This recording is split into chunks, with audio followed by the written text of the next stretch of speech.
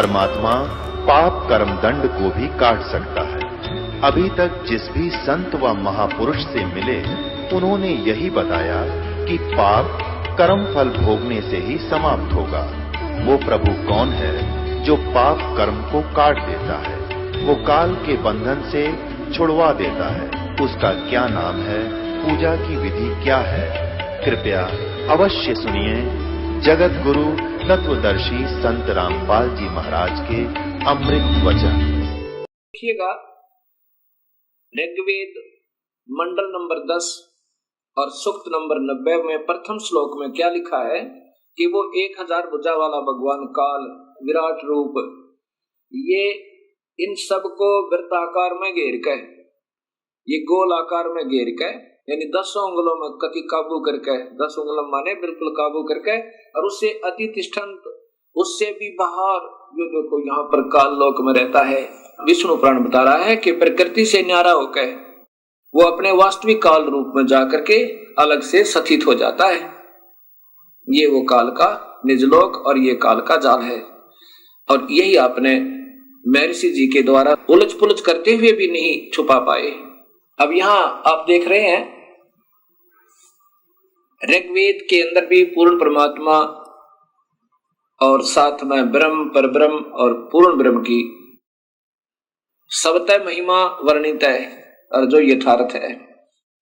अब आपने ऋग्वेद मंडल नंबर 10 के सूक्त नंबर 90 का प्रथम श्लोक सुना कि ये काल भगवान 1000 भुजा वाला, 1000 सिर वाला, 1000 आंखों वाला, और ये इन सब सारे ब्रह्मांडों को रोक के और इनसे बाहर भी विद्यमान है।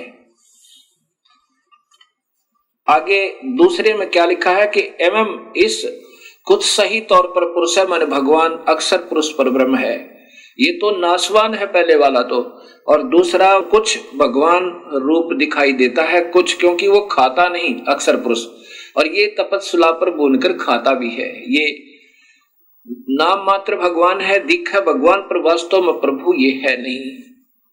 अब स्पष्ट लिखा है कि एक रूप तो भगवान है काल का, विष्णु का, और वास्तव के रूप इसका यानी काल है, परम रूप काल है। ये उदाहरण आगे दूंगा।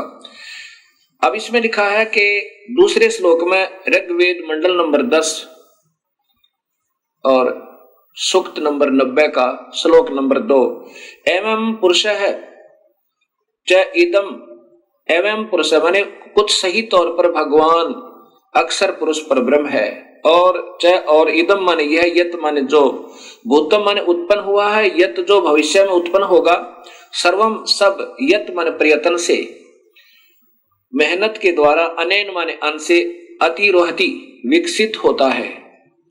जैसे इस क्षर पुरुष के यानी ब्रह्म के लोक में और अक्षर पुरुष परब्रह्म के लोक में जितने भी प्राणी हैं वो सब मेहनत करके अपना अन्न से ही इनका प्रफुल्लित शरीर होता है, लेकिन सत्यलोक में अन्न से नहीं, वो अमृत आहार है वहां का,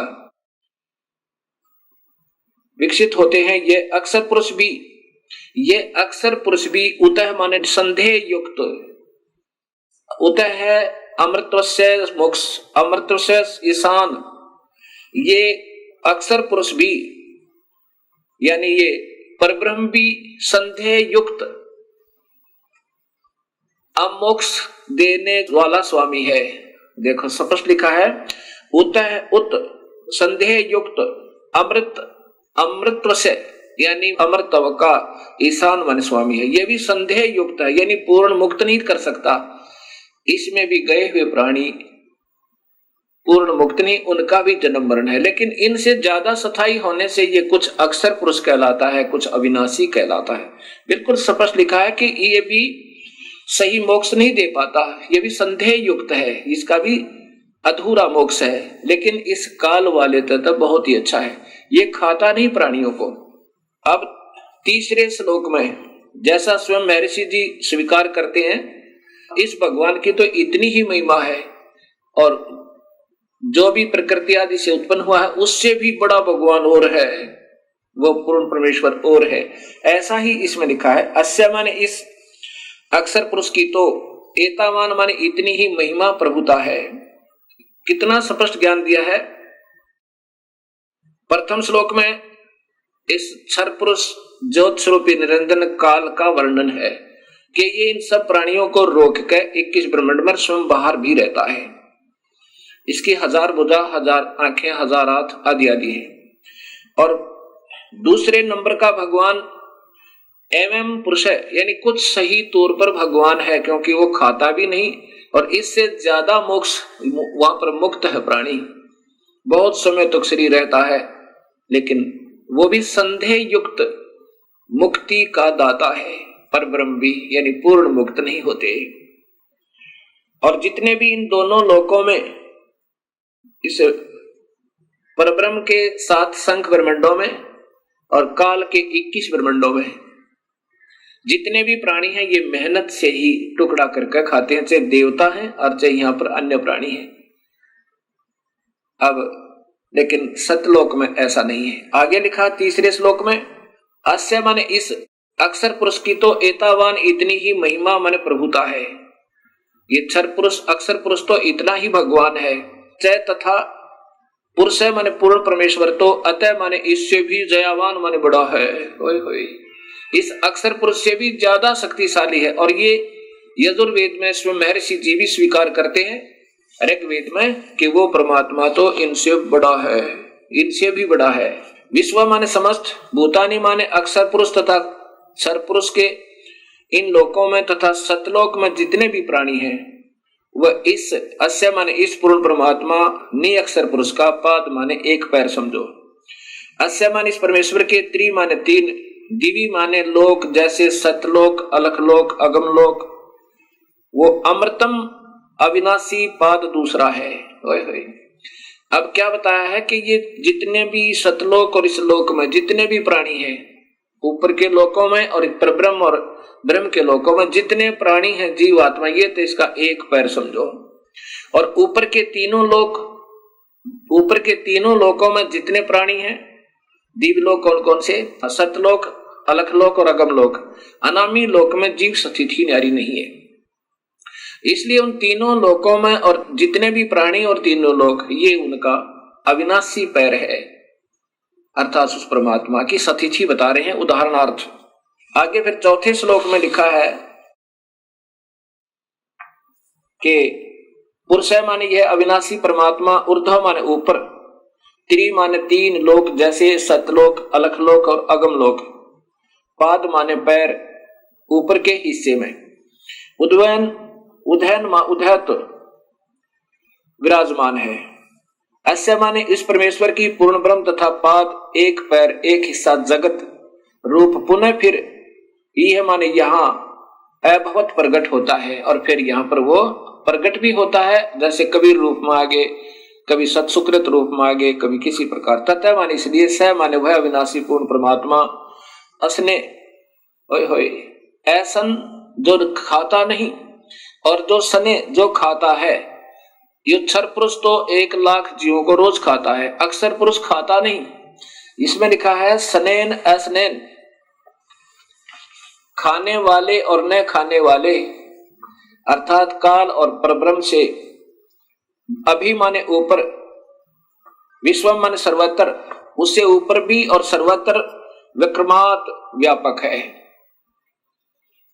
कितना स्पष्ट कर दिया कि ये परमात्मा पूर्ण ब्रह्म अविनाशी परमात्मा ऊपर के तीनों लोकों में भी है। और फिर ये खाने वाले और न खाने वाले, काल तो खाता है पर ब्रह्म नहीं खाता। ये क्षर पुरुष तो 1 लाख जीवों का आहार करता है, इसको सांप लगा हुआ है, इसको रोग लग गया, और अक्षर पुरुष नहीं खाता।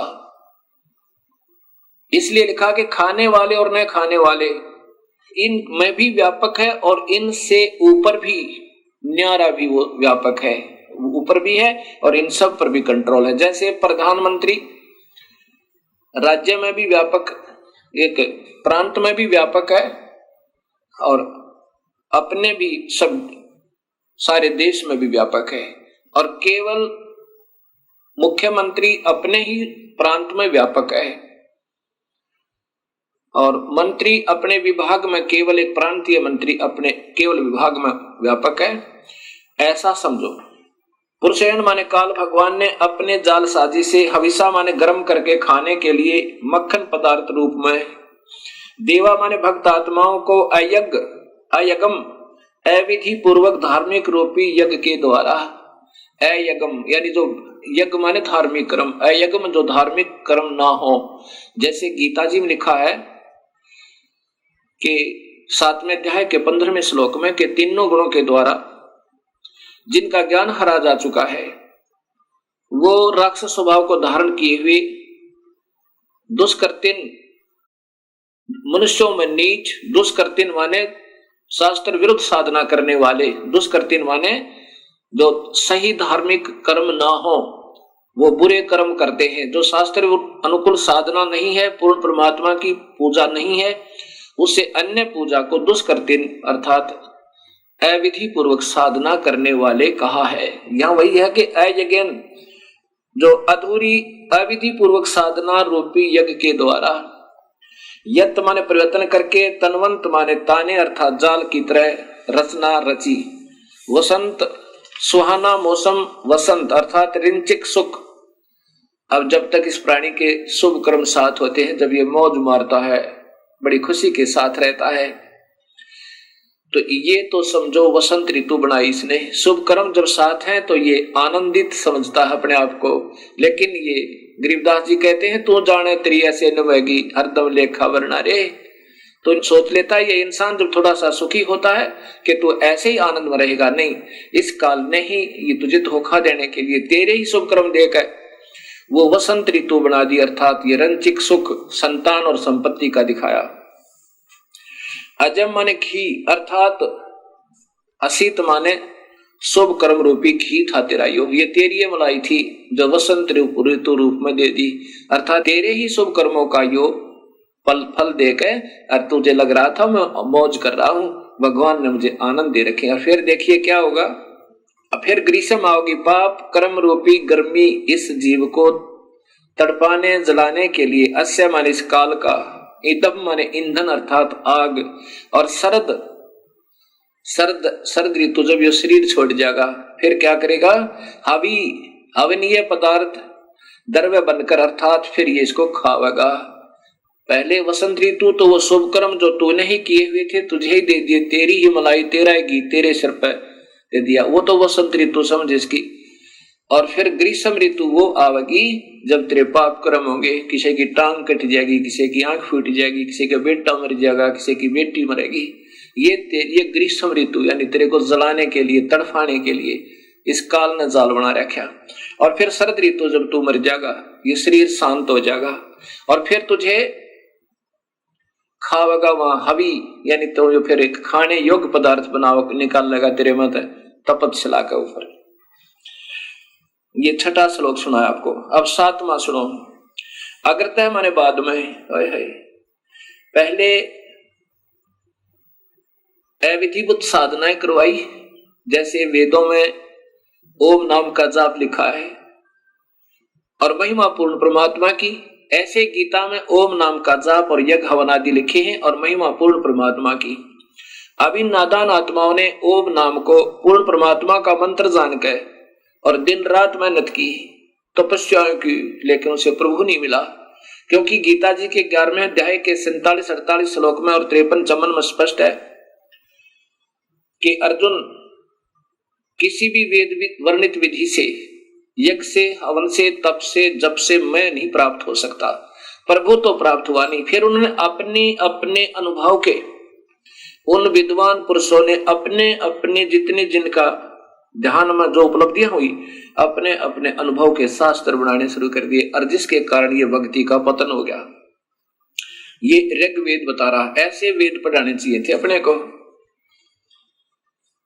अग्रता माने बाद में, तम माने सज्ञान अंधकार की, यज्ञम माने पूजा के आधार पर, पुरुषम माने काल भगवान को, तेन माने उन, देवा माने भक्त आत्माओं, च तथा साध्य माने सिद्धों ने, ऋष्य है माने ऋषियों ने, बहरसी माने वेदों के बाहर अर्थात भिन्न भिन्न, जातम माने स्वयं उत्पन्न कर दिए।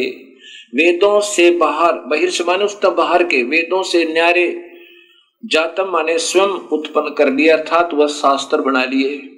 ये माने जो प्रोक्शन माने मन माने मंत्रों के उच्चारण से, जैसे चारों वेदों में एक एक थोड़ा थोड़ा मंत्र निकाल के और एक ब्रह्म ये गायत्री मंत्र बना दिया। ये चारों वेदों में से दो दो अक्षर, तीन तीन अक्षर ले रखे हैं। ये स्वयं प्रोक्षण माने मन माने मंत्रों के उच्चारण से अयजंत अविधि पूर्वक साधनाएं शुरू कर दी। ऋग्वेद बता रहा है ये, जैसे ओम भूर्भुवः स्वः तत्सवितुर्वरेण्यं भर्गो देवस्य धीमहि धियो यो न प्रचोदयात् है। ये चारों वेदों में से छोटे छोटे मंत्र निकाल लिए और इसका एक मंत्र बना के आप ही अपने हिसाब से साधना शुरू कर दी। ओम नमः स्वाहा, ओम भागवते वासुदेव नमः, ये जो मंत्र बना लिए, कहते हैं कि यहाँ से ये भक्ति सतर गिरता चलागा। राधे श्याम सीताराम, ये कोई भक्ति मंत्र नहीं है, ये तो ठीक अपने मन को राजी करने के लिए, ये तो स्वीट टेबलेट्स है, ये तो मीठी गोली है। लेकिन नाम जाप से ही बात बनेगा जो वेदों में लिखा है। इस मन को प्रसन्न करने के लिए चाहे कुछ भी गाते बजाते रहो, इससे कोई लाभ नहीं होगा। उस मूल मंत्र से ही बात बनेगी जो वेदों में वर्णित है। और फिर पूर्ण परमात्मा कबीर परमेश्वर ने उस ओम मंत्र के साथ एक मंत्र और जोड़ा जो परब्रह्म का मंत्र है, और एक मंत्र और जोड़ा जो पूर्ण ब्रह्म का मंत्र है। ऐसे ये तीन मंत्रों का जाप से जीव का छुटकारा होगा। बाकी मन प्रसन्न करने के लिए चाहे फिल्मी गाने के आधार पर गा लो उस भगवान की स्तुति, और चाहे किसी मनमुखी मंत्र के आधार पर अपना व्यर्थ जीवन कर लो, उससे कोई लाभ नहीं। ये वेद बता रहे हैं। मनमाने मंत्रों के उच्चारण से अयजंत अविधि पूर्वक साधनाएं प्रारंभ कर दी। अब 8वां श्लोक है कि तस्मात उस धार्मिक यज्ञात, उस धार्मिक कर्म यज्ञ आदि से जो अविधि पूर्वक थे, अर्थात काल ब्रह्म को ही पूर्ण ब्रह्म मानकर निर्गुण सरगुण रूप से धार्मिक कार्य करने से सर्वहुत सब धार्मिक कार्य यज्ञादि करने वाले, अब उस पूर्ण परमात्मा को के ही जैसा इस काल को मान के उसी की साधना करने वाले वर्षद प्रसद माने पूरी सभा, प्रसिद्ध माने पूरी सभा यानी पूरा भक्त वृंद, सभी भक्त आत्माएं, समुदाय आयजम पिंगला हुआ घी अर्थात प्रभु प्राप्ति की प्रेरणा से विशेष प्रेरित। अब जैसे ये भक्त संत जन बढ़िया बढ़िया लतीफेदार कथा सुना के इन भक्त आत्माओं को प्रेरणा तो इतनी दे देते हैं प्रभु पाने की, और जाप देते हैं काल का, और काल से भी निमन सतर का, काल का भी कोना। फिर बताते हैं कि पीपल के चक्कर लगाओ, वट वृक्ष के चक्कर लगाओ, इसमें भगवान का देवताओं का वास होता है। कभी कुछ बताते हैं, मनमाने साधना दे देते हैं, कोई राम का जाप देता है, कोई हरि शरणम, ये कोई जाप नहीं है। ओम नमः शिवाय, ओम भगवते वासुदेव नमः, ये कोई मंत्र नहीं है। अब यहाँ कहते आयजम पिंगला हुए घी की तरह प्रभु प्राप्ति की प्रेरणा से विशेष प्रेरित सम माने पूर्ण परमात्मा की सत भक्ति सदृश जान के उन गलत मंत्रों को, उन नादान संतों के द्वारा दी गई साधना को सत मान के और जानकर भरतम धारण किए हुए उसको जाप करते हुए अपने हिसाब से सोचते हैं कि हम सही पूजा करें क्योंकि मेरे गुरुदेव ने मुझे बताया है।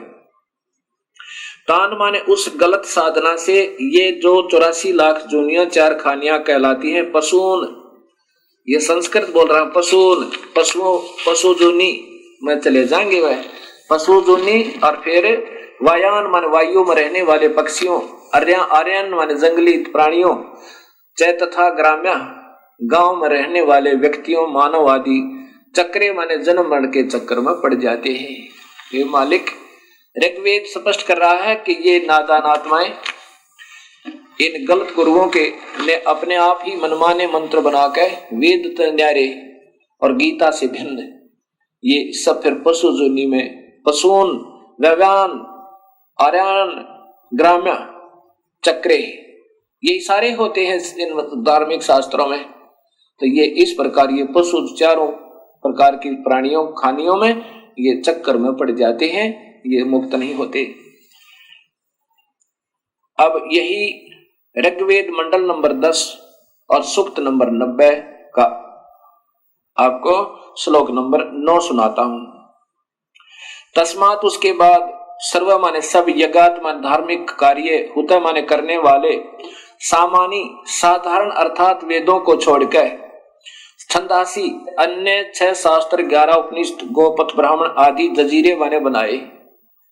अब इन नादान संतों ने अपनी अपनी अनुभूतियां अलग से 6 शास्त्र 11 उपनिषद की गोपथ ब्राह्मण और अन्य वेदों के ब्राह्मण बनाए। तस्मात मान उसके बाद रचय श्लोक जजीरे बनाए, अपने आप और श्लोक बना लिए नारे नारे। तस्मात उसके बाद यजुर प्रार्थनाएं, यजु माने प्रार्थनाएं, यजुर स्तुतियां, अन्य ब्राह्मण जैसे अन्य यजुर्वेद के अन्य ब्राह्मण अजायत माने बनाए। अब ओम जय जगदीश रे स्वामी जय जगदीश रे जय माता दी, पिछले बोलो अगले बोलो जय माता दी, ये बना लिए नो कहे, ये शास्त्र विरुद्ध है, इनसे प्रभु प्राप्ति नहीं हो सकती, तो मनराज जी करने वाली बात है। आगे 10वें श्लोक में लिखा कि तस्मात उसके बाद अश्वा माने घोड़े जैसी दौड़ लाएगी अपने अपने न्यारे न्यारे शास्त्र बनाने की। के माने इसलिए काल साधना से ये माने जो अजायंत उत्पन्न हुआ, उभया दत्त, यह दोनों ही काल के दांत समझो। अब चाहे सरगुण मान के उसको अचे निर्गुण रूप के जो भी उपनिषद और जो भी अपने शास्त्र अन्य वेद ने छोड़कर जो भी अपनी अनुभूतियां लिखी, अपना अनुभव लिखा, ये काल के दांत समझो। इनमें उलझ गए सारी नादान आत्माएं। वेदों से अलग अगर कोई साधना बताता है वो गलत बताता है। वेद खुद भगवान द्वारा वर्णित है और उसमें उतना ही करना जितना लिख रखा है, उससे ज्यादा कम करता कोई अपने, वो फिर उस खेल के मैदान के नियमों से बाहर खेल रहा है। जैसे कोई खेल का मैदान होता है, उस प्लेग्राउंड के कुछ सीमा होती है, उसके अंदर ही खेलना होगा, उससे बाहर जो खेल रहा है वो खेलता रहो, उसको कोई लाभ नहीं। वो तो लोग दिखावा कर रहा है दुनिया को दिखाने के लिए, तो ऐसे यहां बता रहे हैं। अब उससे क्या हुआ कि तस्मात उसके बाद गावे माने गाय आदि गीत समझो, ये गीत ज्ञात बना लिए श्लोक अपने अपने हिसाब से। जजीरे उत्पन्न हुए, चाहे तस्मात उसके बाद है निश्चय ही जाता माने उत्पन्न छोटे छोटे लोक गीत, दुर्गा की स्तुति, हनुमान चालीसा, जय गणेश देवा, इस प्रकार के। अजा माने बकरी, वह माने भेड़ जानो। ओए होए, अब ये निमन सत्र के तीर्था पर जाना है, अपने आप हनुमान चालीसा और जय गणेश देवा, ये भक्ति के नहीं, ये तो इष्ट स्तुति आप कर रहे हैं, करते रहो, लेकिन उस पूर्ण परमात्मा की भक्ति के बिना अन्य उपासना किसी भी देव की आप कर रहे हो वो व्यर्थ बता रखे गीता में और साथ में वेदों में। तो ये होगी फिर भेड़ बकरियों पर आगे। अब कबीर साहब कहते हैं, कबीर इस संसार को समझाऊं के बारे, पूछ पकड़ के भेड़ की ये उतरा चावे पार। वही वेद बता रहे हैं जो कबीर परमेश्वर ने स्वयं आकर बताया कि उन वास्तविक साधना ने छोड़ के नौका में तो उतर गए और भेड़ की पूछ पकड़ ले कोई दरिया से पार होने के लिए, तो कभी पार नहीं हो सकता। कबीर साहब कहते हैं, कबीर इस संसार ने समझाऊं के बार, अरे ये पूछ पकड़ के भेड़ की उतरा चावे पार, ये नादान साधना है। पाप दुर्गा स्तुति बनाकर तू शेरा वाली है, तू लट्टा वाली है, तू फलाने वाली है, वो तो माँ में गुण है ही है, लेकिन वो मिले कैसे ये संत बताएंगे। जैसे बिजली की स्तुति कोई गावे, तो पंखा चला देती है, तो कूलर चलाती है, अंधेरे को उजाले में बदल देती है, जय बोलो बिजली की, जय बोलो बिजली की, पिछले बोलो बिजली की। अब इससे क्या होगा, ये तो गुण है उस विद्युत में, वो प्राप्त कैसे होंगे उसका एक न्यारा मार्ग है, उसके लिए कनेक्शन लेना होगा, और वो कनेक्शन देने वाले कोई और होते हैं। उन गीत गाने वालों से, उन बताने वालों से कनेक्शन देने वाले और होते हैं, वहां कनेक्शन लेने से वो सुख होंगे जो बिजली के विद्युत के आप सुना करते थे। ऐसे इन शक्तियों के कनेक्शन देने वाले परम संत को ढूंढना होगा। जैसे गीता जी के 4थे अध्याय का 34वां श्लोक कहता है कि अर्जुन उन संतों ने ढूंढ ले जो उस पूर्ण परमात्मा के परम तत्व के जानने वाले हों, उनको दंडवत प्रणाम करो और निष्कपट भाव से उनकी सेवा करो, और सरलता पूर्वक प्रसन्न करने से वो फिर तत्वभेदी संत, तत्वदर्शी संत तुझे जो मार्ग बताएं वैसे करना। अब आगे क्या बताया है? अब अपने अपने हिसाब के शास्त्र बनाने से यजुर्वेद के मंडल नंबर 10 सूक्त नंबर 90 का श्लोक नंबर 11 सुनो कितना प्यारा लिखा है। यत माने जिस, पुरुषम माने पूर्ण परमात्मा की, अत माने खाने के लिए। अब देखो, अपने उदर पूर्ति के लिए, अद माने अपनी उदर पूर्ति के लिए उस पूर्ण परमात्मा की, वी माने नाना प्रकार की, अधु माने अधूरी घटिया, वी माने भिन्न, अकल्पयन अधूरी काल्पनिक व्याख्या विवरण के आधार पर, किम माने कोई तो, अस्य माने इस पूर्ण परमेश्वर के, मुखम माने मुख को, उत्तम अंग को, और कोई बाहु माने भुजा को, उरोग जांग को, और कोई पैर को प्रभु मानकर कतविधा कतिधा नाना प्रकार के से उच्चते माने महिमा कहते हैं। ओए होए कितना स्पष्ट कर दिया। ये 11वां श्लोक कह रहा है कि वो नादान अपने उदर पूर्ति के लिए, जिनको पूर्ण ज्ञान है को ना, और अपने अपने अनुभव से को तो जैसे मुखम यानी उसके मुख को, मुख्य उस परमात्मा के नाना प्रकार के अंगों को, जैसे पहले बताया ना, इनका एक पैर तो ऊपर अजर अविनाशी है, एक नीचे है, इनका मुख्य अंग, कोई मुख ने, कोई पैर ने, कोई हाथ ने, इनको भगवान मान रहा है परमात्मा के ने। कैसे? जैसे कोई आकार बताता है, कोई निराकार कहता है, कोई ब्रह्मा को परमात्मा बताता है, कोई विष्णु को, कोई शिव को, कोई फिर कहता नहीं भगवान एक और है, वो निराकार है, वो दिखाई नहीं देता। अब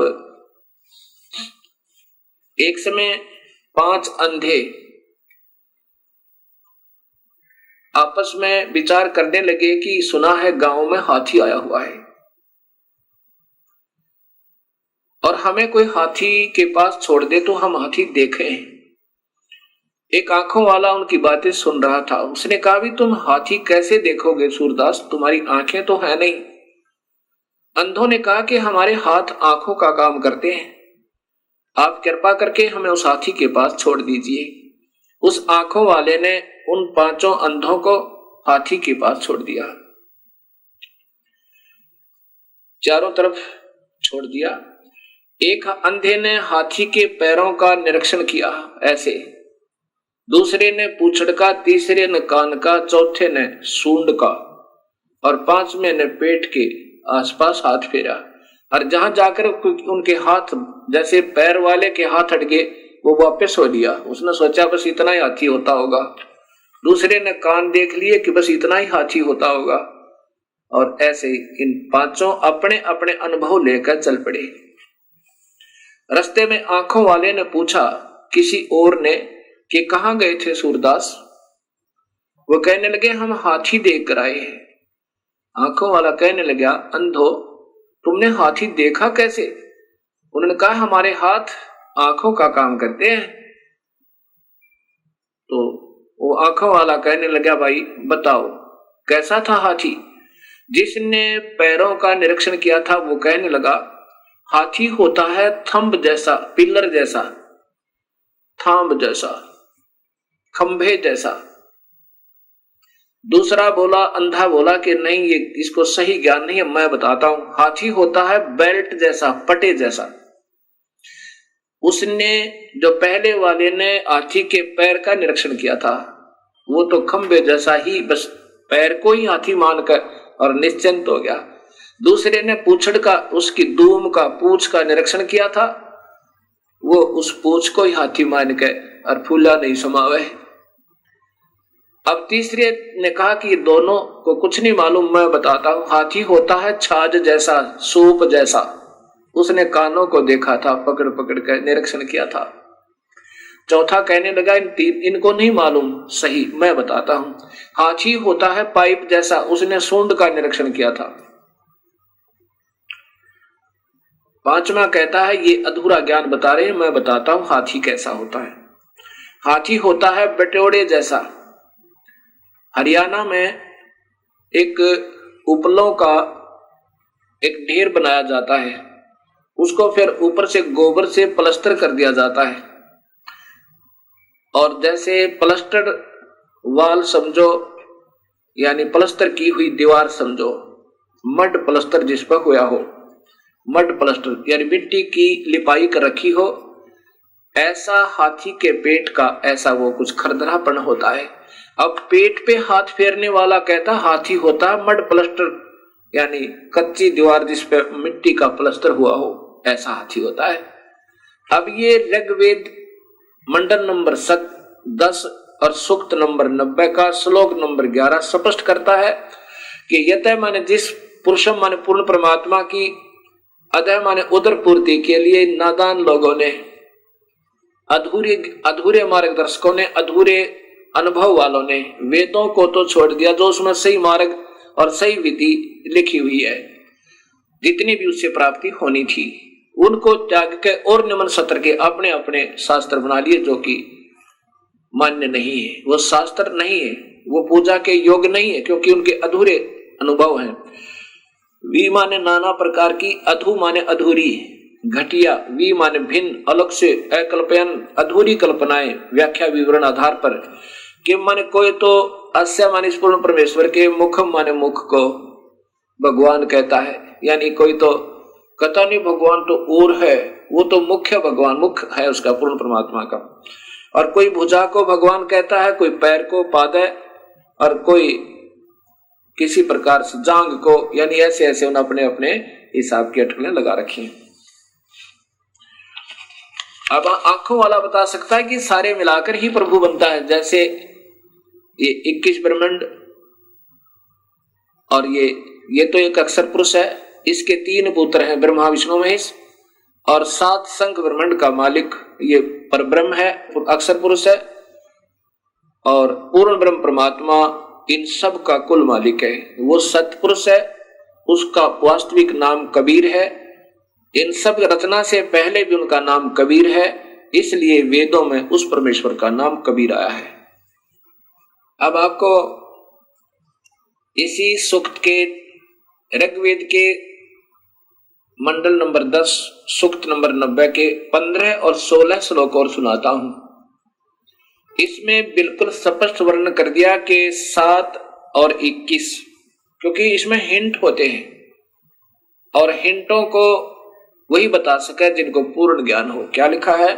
सपत अस्य आसन प्रीधः त्रिसप्त समिदः कर्ता देवा यतः यगम तन्वाना अबंधन पुरुषम पुषुम।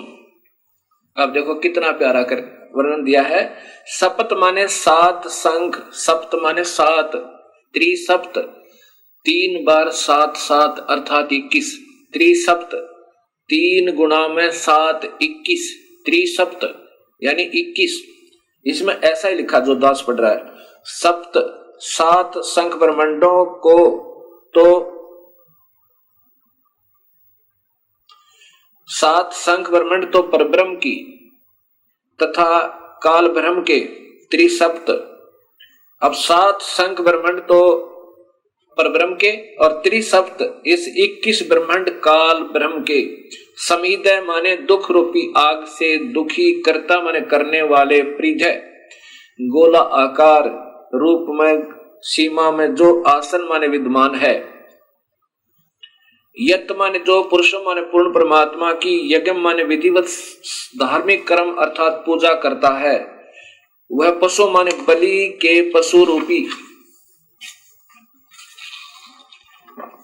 देवा माने भक्त आत्मा को, तनवाना काल के द्वारा रचे फैलाए बंधन जाल से बंधन रहित करता है, बंदी छुड़वाने वाला बंदी छोड़ है वो परमेश्वर।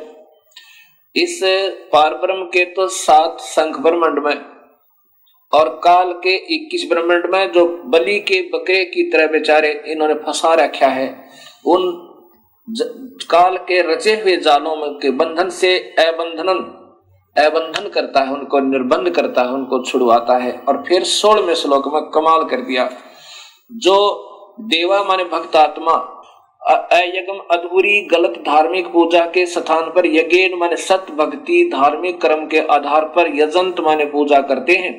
तानी माने वे धर्माणी धार्मिक शक्ति संपन्न, प्रथमानी मुख्य अर्थात उत्तम है। कितना स्पष्ट कर दिया कि जो उस अविधिवत साधना न छोड़ के जो भक्तात्मा और विधिवत साधना करते हैं वो सबसे उत्तम हो गए। उनके पुण्य कर्मों का, उनके नाम के जाप का संग्रह होगा, भक्ति संचित होगी, वो सबसे उत्तम आसन माने हैं। ते है वे ही वास्तव में महिमान अर्थात महिमा मान का अर्थ है महान शक्ति युक्त होकर भक्ति की कमाई तय, धर्म तय, दान तय, यज्ञ तय, हवन तय, जप तय, ये महिमा मान हो गए अर्थात ये शक्तिशाली हो गए, इनमें खूब कमाई होगी। साध्या माने भक्तजन, नाकम माने पूर्ण सुखदायक परमेश्वर को, सचंत माने भक्ति निमित्त कारण से प्राप्त होते हैं। भक्ति निमित्त कारण से प्राप्त होते हैं, उस सत भक्ति की कमाई से उस पूर्ण परमात्मा को प्राप्त हो जाते हैं। यत्र माने जहां पर, पूर्व माने पहले वाली सृष्टि के, देवा माने भक्तात्माएं, संति माने रहती हैं। ओए होए होए, ये कितना स्पष्ट कहा है कि जो इस अधूरी साधनाओं को त्याग देते हैं, जब पता लग गया हम गलत साधना करें, वो भक्ति सही भक्ति करने से भक्ति युक्त हो गए, उनमें कमाई बन गई, नाम की, धर्म की, दान की, और उस कमाई के आधार पर उस पूर्ण परमात्मा को वो प्राप्त हो जाते हैं। जहां पर पूर्व माने पहले की सृष्टि के, देवा माने भक्तात्माएं, संति माने रहती हैं।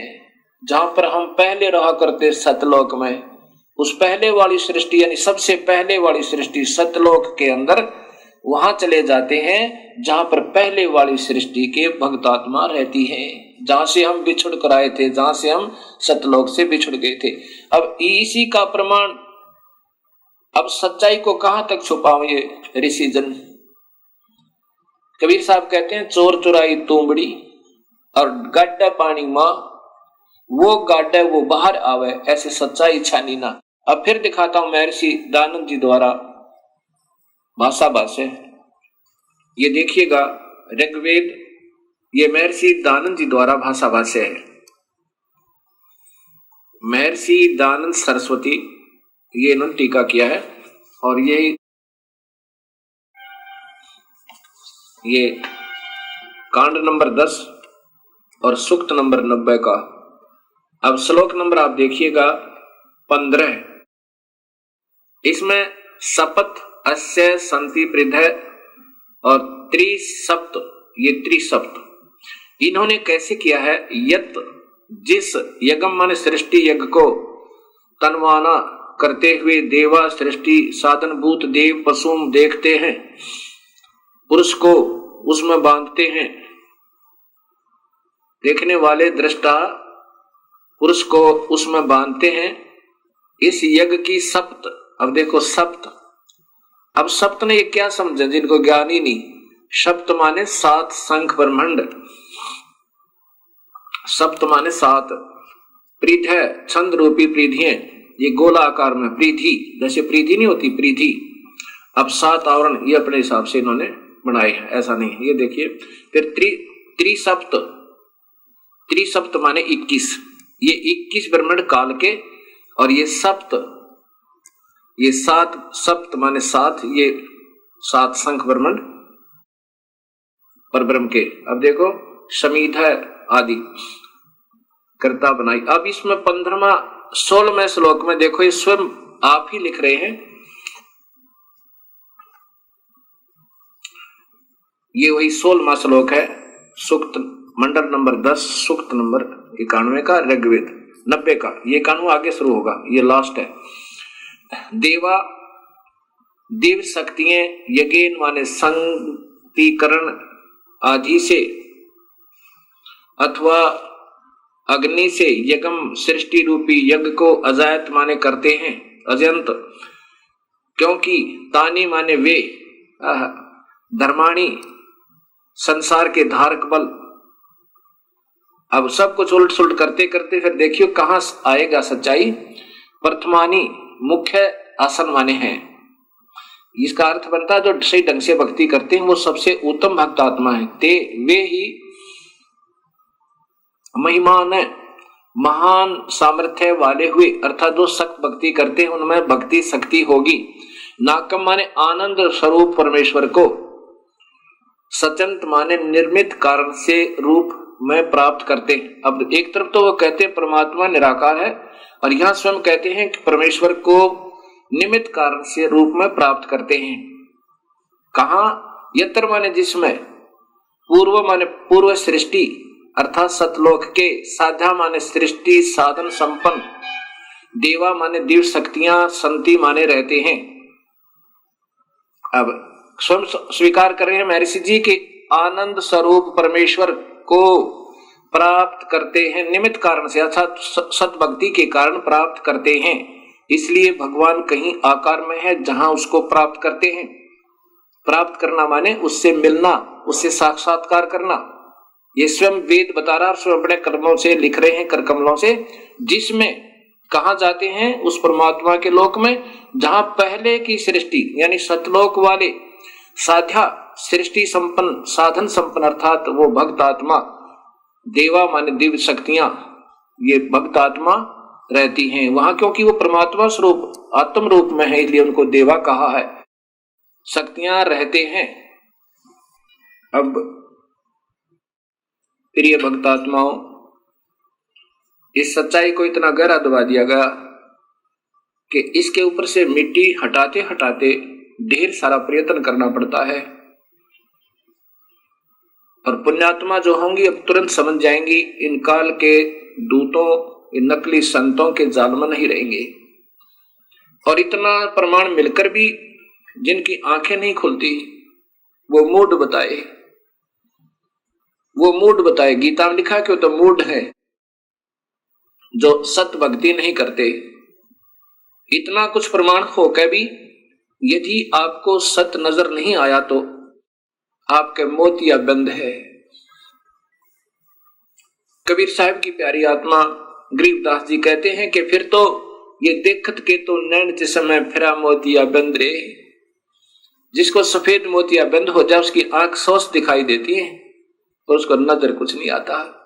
फिर तो आपका मोतिया बंद हो चुका है इन नादान संतों के गलत ज्ञान के आधार पर, जो सब शास्त्र विरुद्ध साधना सारे भक्त समाज को प्रवेश करती।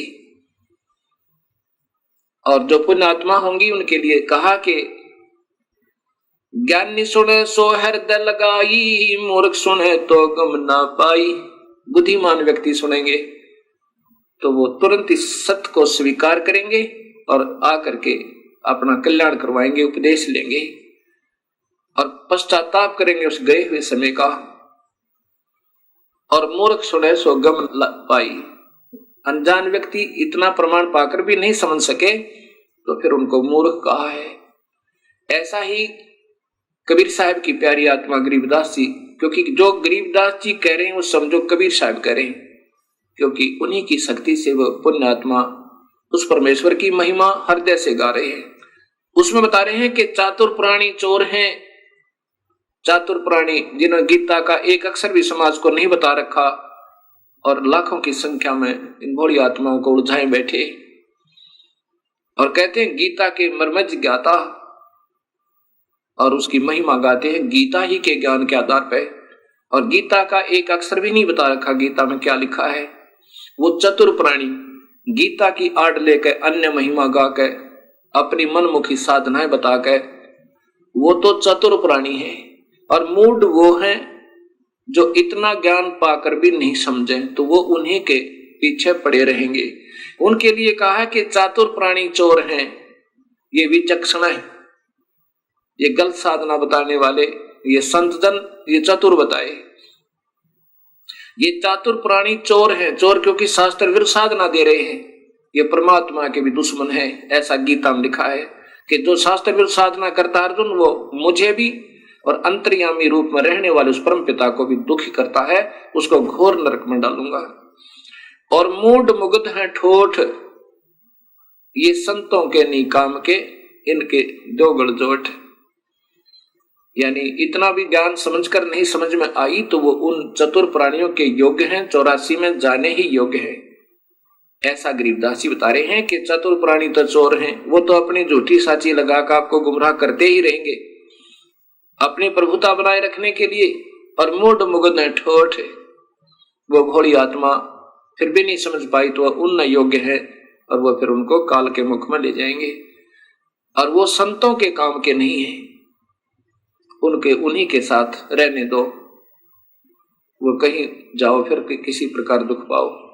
लेकिन फिर भी को दयालु परमात्मा है कि भाई बार बार प्रयत्न करते हैं, हो सके ना जाने कब इंसान की आंखें खुल जावे और सत भक्ति पर वो लग जावे। अब जैसे विष्णु पुराण में लिखा है कि विष्णु का एक रूप तो पुरुष है इस काल के बारे में, और वास्तविक रूप उसका काल है।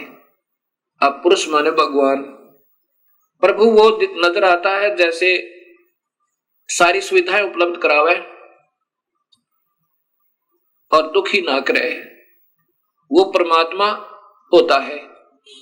अब इस काल का प्रथम रूप तो ऐसा नजर आता है जैसे कसाई बकरे पालता है, उनके लिए अलग से स्थान बनाता है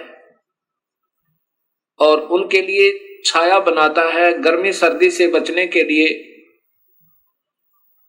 उनके लिए मकान भी बनाता है, हिंसक पशुओं से बचने के लिए उनका डिफेंस करता है, चारों तरफ बाड़ लगा देता है, और पानी की व्यवस्था करता है, उनके चारे की व्यवस्था करता है, उनको फिर ऐसे हाथ से प्यार भी करता है। अब वो नादान पशु उस कसाई को अपना मालिक समझते हैं, क्योंकि उनको वो अपना स्वामी नजर आता है, सारी सुविधा प्रदान कर रखी है।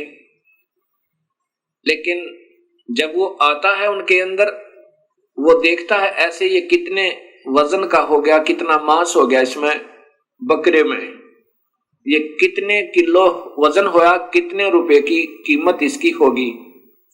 और वो नादान पशु उसको अपना स्वामी मान के, किसको, कसाई को, उससे प्यार करता है, उसके मुख को चाटता है और ऐसे पैरों को उसके ऊपर डाल लेता है सीने से लगाने के लिए। अब उस भोली आत्मा ने, पशु ने, उस बकरे को ये मालूम नहीं, बकरी को, कि ये दुश्मन है तेरा, ये कसाई है। और फिर किसी का पुत्र आओ, किसी की पुत्री आओ, 10 की आवश्यकता 10 ले लिए, 20 की आवश्यकता 20 निकाल लिए, और 100 की आवश्यकता 100 निकाल लिए। किसी का बेटा मरो, किसी की बेटी मरो। ऐसे ही ये काल भगवान है, यही महाब्रह्मा, महाविष्णु, महाशिव रूप में लीला करता रहता है, सबको गुमराह रखता है। इसका प्रथम रूप तो भगवान जैसा दिखा, जैसे बढ़िया पृथ्वी दे रखी, बढ़िया सूर्य बना रखा, नीचे पानी मीठा है, और फिर फलदार वृक्ष हैं, दूध, दही, घी, सेब, संतरे, मक्खन, कार, कोठी है ठाठ कर रखे।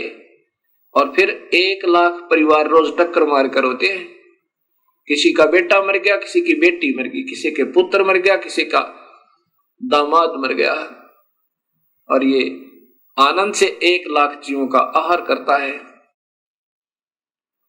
अब ये काल का जाल कबीर परमात्मा बता रहे हैं। अब जब आपके समझ में ये सृष्टि रचना आ जाएगी, तब आपकी सर्व शंकाओं का समाधान स्वतः ही हो जाएगा। इसलिए ये दास बार बार आपको सृष्टि रचना की सटोरी आपके हृदय में ऐसे उतारना चाहता है जैसे रामायण और महाभारत बच्चे बच्चे को कंठस्थ होगी। ऐसे ही इस ज्ञान के आधार पर हमने उस परम पिता की जानकारी होगी, जैसे हमने रामायण और श्री कृष्ण लीलाओं से श्री रामचंद्र जी की महिमा का ज्ञान हुआ, श्री कृष्ण जी की महिमा का ज्ञान हुआ, तो उनको हमने प्रभु मानकर हृदय से स्वीकार किया। ऐसे ही जब हमने पूर्ण परमात्मा का ज्ञान होगा, फिर अपने आप इनसे स्थिति हमारी हट जाएगी। जैसे गीता जी में लिखा कि अर्जुन, जब तुझे पूर्ण परमात्मा का सत्य ज्ञान हो जाएगा, फिर तेरी अन्य देवताओं में ऐसी स्थिति रह जाएगी। अन्य देवता में यो काल भी आ गया फिरता है, जब पूर्ण परमात्मा का सही ज्ञान हो जाएगा। कैसे, जैसे छोटे जलाशय के, जब आपके बड़े जलाशय के प्राप्त हो जाने पर पहले समय में नहाने और धोने पीने के लिए तालाबों का स्वच्छ जल ही प्रयोग किया जाता था, क्योंकि उसमें जड़ी बूटियां बहुत हुआ करती आसपास, और वर्षा के कारण जड़ी बूटियों के ऊपर गिरा हुआ जल संचित हो जाता था एक झील में, एक तालाब में, उसी को पिया करते थे। वो बहुत स्वास्थ्यवर्धक होता था। तो कहते हैं कि उसमें पीने के लिए भी वो पानी ही प्रयोग किया जाता था और उसी से सिंचाई भी की जाती थी। भगवान कह रहे हैं अर्जुन, जब बड़े जलाशय के प्राप्त होने पर छोटे जलाशय में, जिसमें कुछ समय का अस्थायी जल था, जो ग्रीष्म ऋतु आने पर समाप्त हो जाना था, उस छोटे जलाशय के प्रति जैसी तेरी श्रद्धा रह जाएगी, ऐसा ही उस पूर्ण परमात्मा के सत्य ज्ञान के हो जाने पर इन अन्य मेरे में यानी ब्रह्म में और परब्रह्म में और नीचे के ब्रह्मा विष्णु महेश और देवताओं में, इनमें जिसी तेरी श्रद्धा रह जाएगी, जैसे उस बड़े जलाशय बड़े तालाब के प्राप्त होने पर उस छोटे जलाशय में रह जाती है, उससे फिर नफरत नहीं होती, वो तो काम चलाऊ है और वो सथाई है। ऐसे अपने आप उसमें श्रद्धा स्वतः बन जाएगी। ऐसा ही कबीर परमात्मा ने बताना चाहा है कि जब तुम्हें पूर्ण परमात्मा का ज्ञान होगा तो नीचे के ब्रह्मा विष्णु महेश और ब्रह्म, इनसे नफरत नहीं, ब्रह्मा विष्णु महेश से नहीं, लेकिन पूर्ण परमात्मा में आप पे आसक्तता आपकी बढ़ जाएगी। अब जैसे अनजानपने में रात्रि के समय कोई छोटा सा 25 वाट का बल्ब उदय हो जावे, जग जावे, तो ये भोले भाले पतंग, छोटे छोटे जुगनू, तितलियां, ये मच्छर उसके चारों तरफ उसको सच्चिदानंद मान के, सत्य चित आनंद, क्योंकि अंधेरे में तो वही बढ़िया, इसलिए उसको सच्चिदानंद मान लिया। अभी तक समाज को सच्चिदानंद की परिभाषा का विज्ञान नहीं। सच्चिदानंद अर्थात प्रभु, जो आत्मा का सच्चा साथी, सच्चा आनंद, जो ना मारे ना खावे ना दुखी करे ना गधे बनावे, वो परमात्मा वास्तव में सच्चिदानंद है। बाकी जब तक उसका ज्ञान नहीं तब तक ये नीचे के देवता ही सच्चिदानंद बने हुए थे हमारे लिए। जैसे उस 25 वाट के बल्ब पे ना जाने कितने जीव जंतु इकट्ठे हो जाते हैं, और जब 200 वाट का उदय हो जावे या 100 वाट का, उसको जगा दे कोई, तो उसी समय उसको त्याग के 25 वाट के को और उस 100 वाट के पर पहुंच जाओगे सारे, क्योंकि फिर वो सच्चिदानंद हो गया। उसके बाद 1000 का उदय हो जावे बल्लभ, तो उसको छोड़कर 100 वाले को 1000 वाले पर पहुंच जाएंगे। तो अभी तक इन ऋषियों के लिए ये ब्रह्म सच्चिदानंद था, लेकिन ये सच्चिदानंद नहीं था। हाँ, इन अन्य से तो चोखा था। इसके बाद जब सूर्य उदय हो जाएगा, फिर यह भ्रमणा और भटकना कति मिट जाएगी।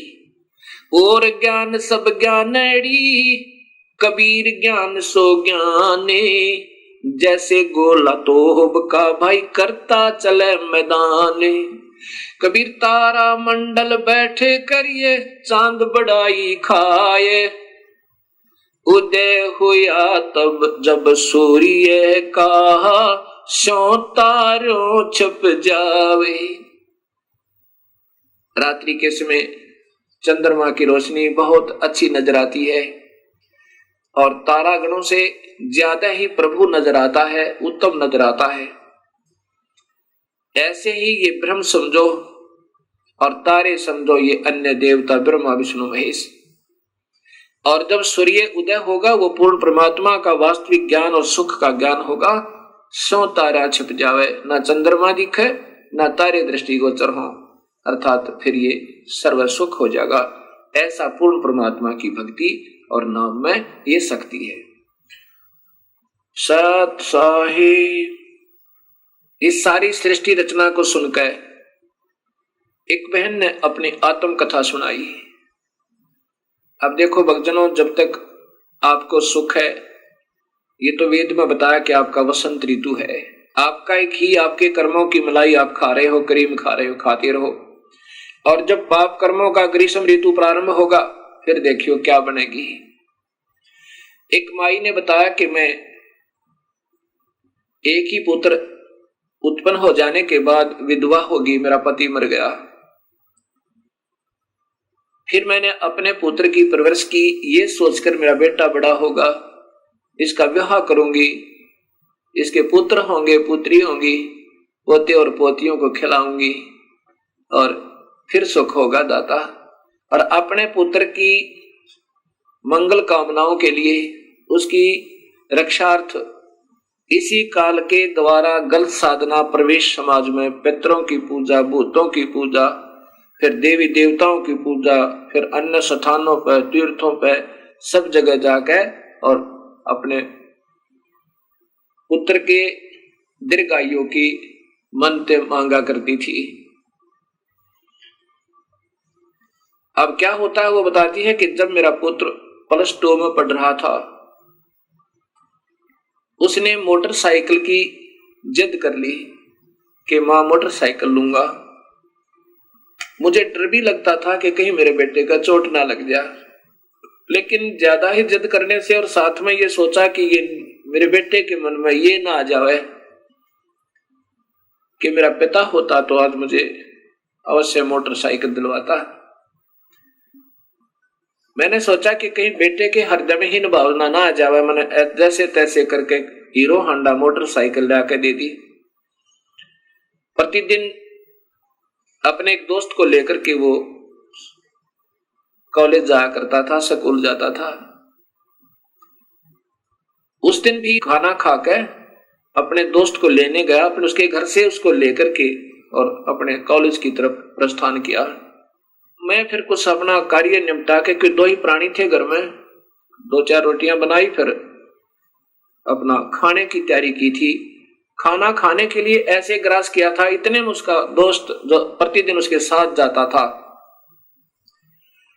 अड़बड़ाया हुआ आया और उसके वस्त्र फटे हुए और कहा, आंटी हम ऐसे जा रहे थे और एक्सीडेंट हो गया भैया का।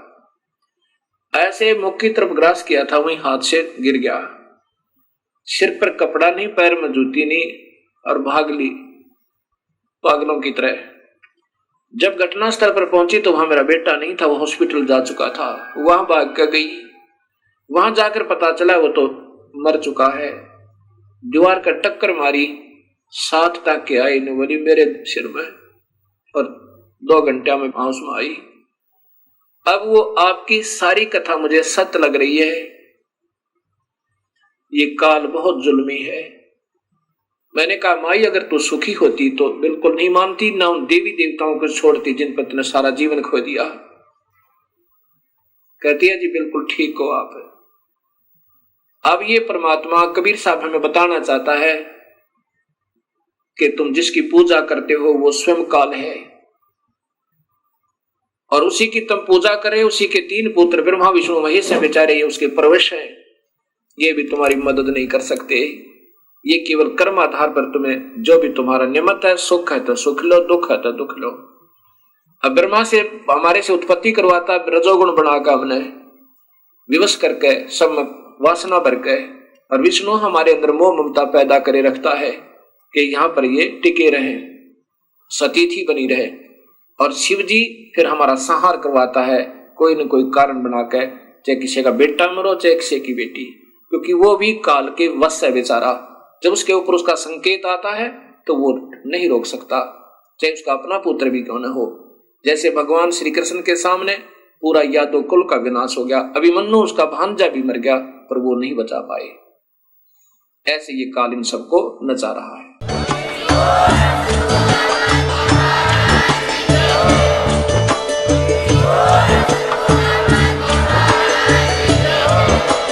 आप सुन रहे थे जगत गुरु तत्वदर्शी संत रामपाल जी महाराज जी के मंगल प्रवचन। अधिक जानकारी के लिए विजिट कीजिए हमारी वेबसाइट www.jagatgururampalji.org। संत रामपाल जी महाराज जी के शुभ आशीर्वाद से पूरे विश्व भर में 500 से भी ज्यादा नाम दीक्षा केंद्र हैं, जिन पर संत रामपाल जी महाराज जी द्वारा ऑनलाइन निशुल्क नाम दीक्षा दी जा रही है। अपने नजदीकी नाम दीक्षा केंद्र का पता करने के लिए संपर्क करें 8222880541।